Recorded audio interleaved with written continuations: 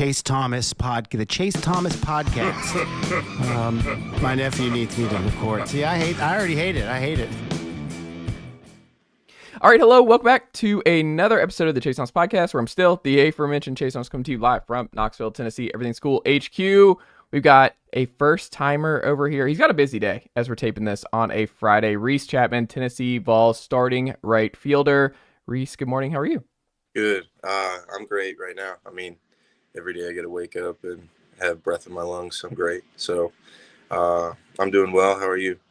Pretty good. I mean, are you ready for Liam Peterson this evening with the Gators coming to town? Yeah. I mean, take it.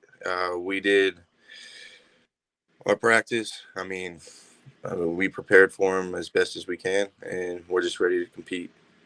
How hard is it from the start of because we're now just at the point where it's awesome that we're getting Florida here to town to start off SEC play, but I mean, to kind of get right games, and you have St. Bonaventure, and you have so many different teams coming in over the weekends to get right for the season. How do you look at that when you know you have SEC play looming, where you're like, that's when it gets really real, but we also have to make sure we take care of business before? How hard is it to kind of manage that kind of excitement to get to this point in the year? To be honest, I don't think it's that hard because, I mean, we were stoked up for the first game of the year against Hofstra as if it was a Friday night against Florida. Like, each game we play, I think we're just happy and glad to do it together as a brotherhood. I mean, we're all eager to be on the field and play ball. So I didn't think it was honestly much of a difference, but it will be a different environment for sure with the fans and everything come tonight. Did you go into this particular offseason any different, knowing that right field, like, you were in a good spot to be an everydayer in right field, and you had to approach this offseason a little bit different, or is it just kind of you kind of did what you've done the last couple of years? No, like for the baseball aspect, I mean, everybody just tries to get better each day. But what I wanted to really key in on was the mental approach. I mean, so the mental side of the game, my dad got me this book. It's called Inner Excellence, and I read it before games, right after BP, but anyways, it's just talking about how can you live your best life to the fullest without playing for status, achievements, like superficial things that really, in the end of the day, don't matter. Like, how will you really want to leave your legacy?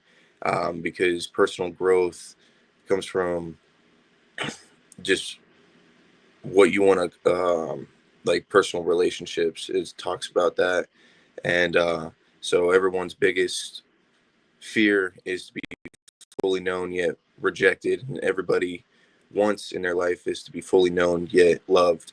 And so, I mean, I'm a huge Christian, faith-based family, and so, and this author, his name's Jim Murphy. He's a Christian as well, but I mean, I'm just excited for what God has in store for me this year. I mean, I faced adversity last year, and so I think there's joy at the end of the tunnel that I went through last year, and I think that's what I'm experiencing now. And but I'm just super stoked and just take it day by day. Was the adversity just kind of like not knowing, with when you were going to play, when you're not going to play, with just a lot of guys rotating in, and just the amount of talent? I mean, honestly, kind of the same this year, where it's just so much, there's just so many capable players, so many good players, that it's just, there's only 9 spots. Like, there's only so many guys who can hit in the lineup, and there was just so much talent rotating at DH last year, with you being one of them. Was that kind of it, or was it just just part of getting older and getting more and more acclimated at Tennessee? No, that was definitely part of it from last year, but it wasn't that it was us rotating all the time, or a certain period of time where I would be in, or Bargo or Peeps would be in. But what it really was when I got that opportunity, sometimes there was pressing coming about it instead of just going to play a kid's game. So, I mean, that was the biggest thing. It was just that, like, baseball is just a game. It ain't who I am. I'm not Reese, the baseball player. I'm Reese, who happens to play baseball. So, yeah, I mean, just having fun. I mean, that was the biggest thing that coming from last year. I mean, I had a lot of fun, obviously, won a national championship, but just like when I get those opportunities, and there's no need to press. There's everything's going to work out for a reason. Have you felt like that kind of pressing is kind of evaporated? Because I mean, if you look at your stat line to this point in the year, Reese, it feels like there's not a lot of pressing going on. I think things are going pretty well thus far. Yeah, I mean, I try to laugh as much as possible, and I mean, lock it in, but at the same time, just pretend like I'm playing a football game against another team. So, I mean, me and Hunt are really close out in the outfield, and we'll joke around with each other all the time. Has your swing changed at all over the last couple of years, Tennessee? Have you changed anything to kind of hit this new gear you've had consistently this year? Has it been anything you focused on this offseason, or is it just really just been more opportunities? So it's just we're kind of seeing the result of that. No, I would definitely say it's just more reps, getting used to it. I mean, I haven't done any dramatic changes. I mean, once you get pushed up into each level, each year, I guess everybody tries to swing as simple as possible. And so, I mean, simple it up a little bit and then, but keep the main base of my swing. How hard was it to get adjusted to being an everyday right fielder? What is something that a lot of folks don't see, that like playing right field can be challenging at times? What about it? Because I mean, Hunter Ensley makes playing center field just look easy, like the way he's just like he'll run through any wall. Like it's a little bit different over there. But with right field, what have you found that's a little bit more challenging that people might not anticipate? Yeah, I mean, there's times where we got rid of it this year, but for instance, last year we had a little advertisement board that was by the opponents on deck circle, and it's white. So I mean, like instant like that. But I mean, right field. I mean, you don't always get true baseballs hit at you, so they're not spun truly. I mean, they're either cut, hooking or slicing, and I mean, so I just take it. I mean, we all take reps in the outfield and in center field as a team or as a outfielder, just like getting our ground balls and fly balls. But I'll try to not make it too complicated. Keep the main thing, which is go catch it and just throw it in.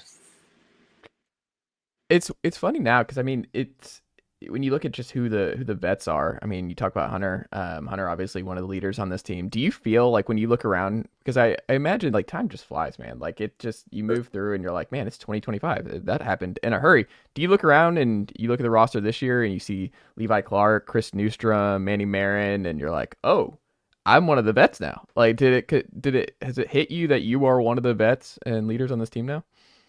Definitely. I mean, each year you get, I mean, 3 years goes by quick.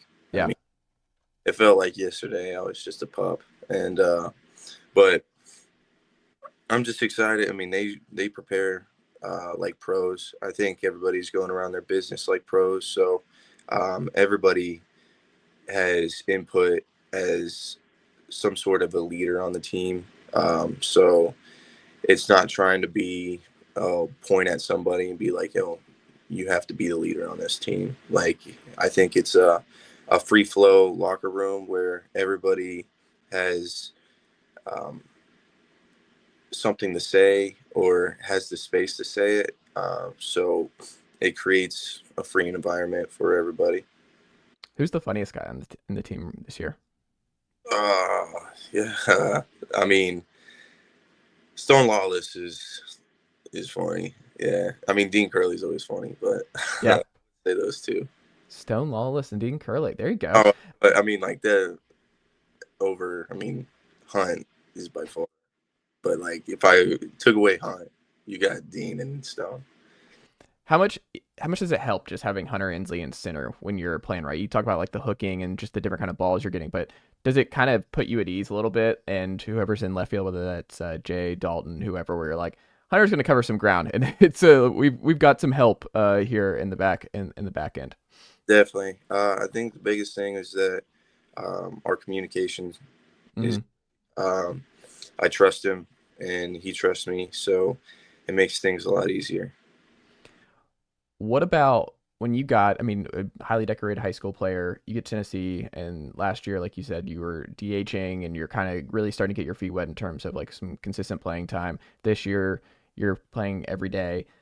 What has been the hardest adjustment? Because we look at, you mentioned Dean. One of the things that's interesting, and I think coming into this weekend is so interesting about where Tennessee's at right now. Obviously, it's the last undefeated team. Is that Dean Curley kind of hit a freshman wall a little bit in terms of power last year, and you have Levi Clark, who is raking right now. Manny Marin, who's hit the ball extremely well as a freshman. Chris Newstrom hit the ball well as a freshman. Stone Lawless as a redshirt freshman. He's going to be playing some. Like what would you tell them to prepare for the kind of environment they're going to see in the SEC? No disrespect to Hofstra and St. Bonaventure, but Liam Peterson and what Tennessee's got on deck here for the next 2 months, what would you tell them to prepare them for what you saw kind of making that adjustment to SEC caliber pitching? Yeah, I mean, obviously, this is a big leaguer. Most of these guys that pitch in the SEC are future big leaguers.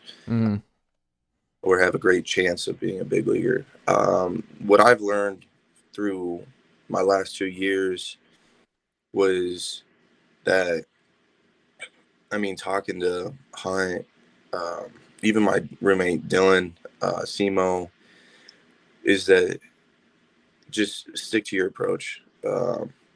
Last year, I mean, my freshman year, I never played in any SEC games. But last year, I saw success early in SEC games, and then almost got too confident thinking I can hit anything, and that doesn't work out. So, I mean, he also talks about how if you succumb to the SEC, like meaning getting down in your performance, I mean, this league can drown you because you look up and we're already 4 weeks in and you haven't figured it out. So, I mean, it's just like the biggest thing I learned and the biggest thing I just want to tell those guys is that, I mean, each day is a new day. It doesn't matter what you did yesterday. I mean, you can only control so much.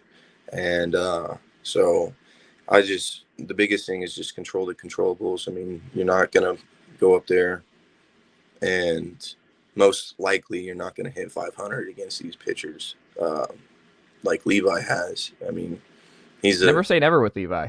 Yeah, I mean, most likely it's tough, but he's great. He's a great ball player, and but I mean, everybody on the team, whoever's playing, you just got to stick to what we can control. Final thing here for you, Reese. One of the interesting things and one of the great, I think, early stories on the Tennessee baseball team is how, like, you're just moving up the order, man. Like, but like, I don't know how high we're going here, but you start in the 9 hole this year and you rake and you've been hitting the ball extremely well, moving up 6. It's like, where does Reese Chapman end up here in the lineup? But what was that like? I mean, do you think about that? Does it matter to players like where you're hitting? You just know you're hitting and you're just like, I'll as long as I hit where I hit, like it doesn't really matter and the rest will take care of itself. Yeah, that last point, you nailed it. I mean, being in the lineup wherever V needs me to win baseball games. I mean, I can put up. I mean, if you think about stats, I mean, you can put up the same amount of stats at the 9 hole than you can at the 3 hole. I mean, it's just an order in the spot, where it's a spot in the order. So it really doesn't have an effect on me. So I'm just excited to be out there and play ball. Yeah, it's just like the right, left. It's like, hey, which way are you hitting at the plate? And that might be a good indication as to where you're going to be. Reese Chapman, this has been fantastic. Good luck this weekend against the Gators.